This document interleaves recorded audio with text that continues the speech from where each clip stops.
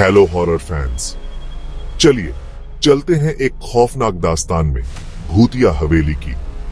ये कहानी नहीं है कमजोर दिल वालों के लिए, तो बैठ जाइए आराम से, लाइट बंद कर दीजिए और शुरू करते हैं। सोचिए, एक बड़ी पुरानी हवेली, भारत के एक छोटे से गांव के बाहरी इलाके में।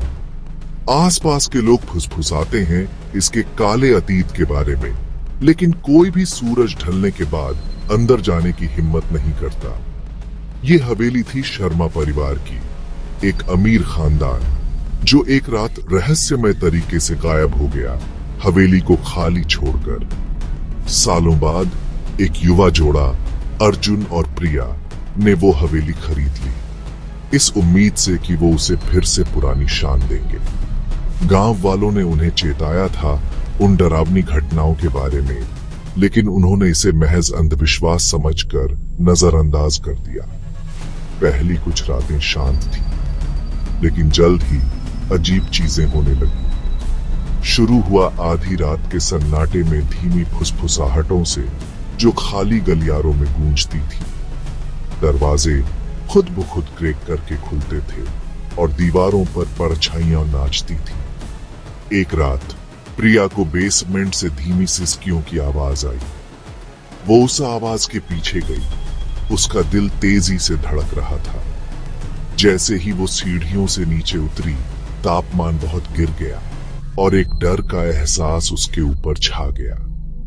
हल्की रोशनी में उसने एक आकृति देखी, एक औरत सफेद साड़ी में, उसका चेहरा लंबे उलझे हुए बालों के पीछे छिपा हुआ। प्रिया जम गई, हिल भी नहीं पा रही थी।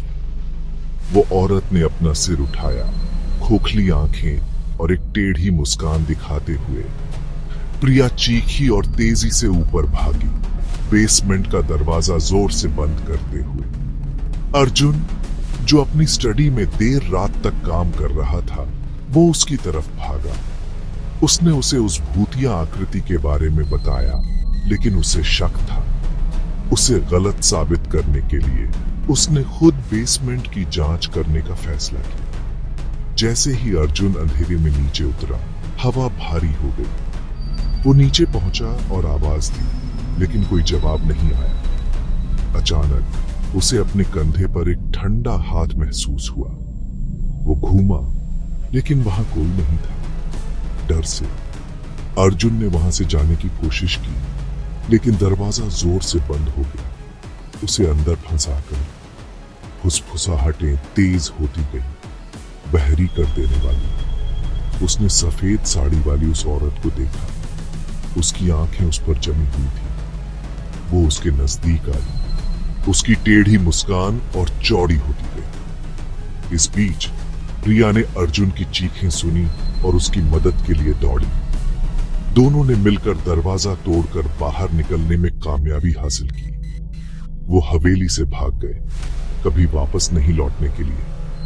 भूतिया हवेली आज भी खाली पड़ी है, अपने काले इतिहास की एक खामोश गवाह। आसपास के लोग कहते हैं कि शांत रातों में आप अभी भी वो फुसफुसाहटें सुन सकते हैं और सफेद साड़ी वाली उस भूतिया आकृति को देख सकते हैं। तो अगर कभी आप अपने आप को किसी पुरानी खाली हवेली के पास पाए, तो इस कहानी को याद रखिए। कुछ जगहों को ऐसे ही छोड़ देना बेहतर होता है। देखने के लिए शुक्रिया और भूलिएगा मत लाइक, शेयर और सब्सक्राइब करना बहुत भी डरावना